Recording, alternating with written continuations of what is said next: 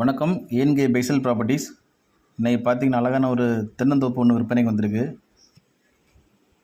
இது எங்கே இருக்குதுன்னு பார்த்தீங்கன்னா கன்னியாகுமரி டிஸ்ட்ரிக்ட் மண்டே மார்க்கெட் பக்கம் தலக்குளம் சொல்கிற ஊரில் தான் இருக்குது.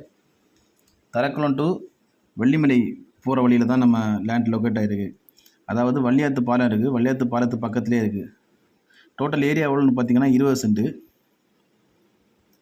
இதுதான் நம்ம தோட்டம்.